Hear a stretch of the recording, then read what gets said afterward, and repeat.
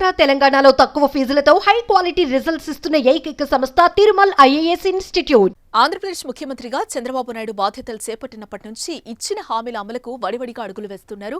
అభివృద్ధితో పాటు సంక్షేమానికి కూడా సమ ప్రాధాన్యతనిస్తున్నారు. వైఎస్ జగన్ ప్రభుత్వంలో ఉన్న పథకాలకు పేర్లు మార్చి అమలు చేస్తున్నారు. తాజాగా వైఎస్ఆర్ లా నేస్తం పథకాన్ని న్యాయమిత్రగా మార్చారు. జూనియర్ న్యాయవాదులుగా ఉన్నవారు వృత్తిలో నిలదొక్కునేంత వరకు వారికి ఆర్థికంగా భరోసాగా ఉండాలనే ఉద్దేశంతో గత ప్రభుత్వం వారికి నెలకు 5,000 రూపాయల స్టైఫండ్ ఇచ్చేది.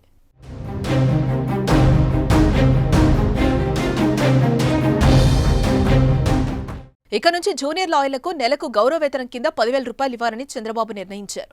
న్యాయశాఖపై నిర్వహించిన సమీక్షలో ముఖ్యమంత్రి ఈ నిర్ణయం తీసుకున్నారు.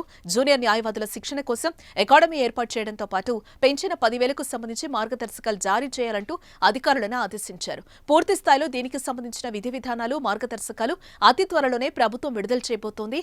అమరావతిలో 100 ఎకరాల విస్తీర్ణంలో bar council of India trust ద్వారా అంతర్జాతీయ న్యాయ కళాశాలను ఏర్పాటు చేయబోతున్నట్లు చంద్రబాబు ప్రకటించారు. ఈ దిశగా కసరత్తులు ప్రారంభమయ్యాయి.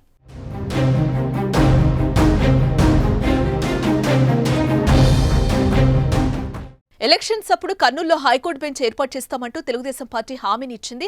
ఆ హామీని అమలు చేయాలంటూ కేంద్ర ప్రభుత్వానికి రాష్ట్ర ప్రభుత్వం ప్రతిపాదనలు పంపించింది. త్వరలోనే దీనిపై కేబినెట్ తీర్మానం చేయబోతోంది.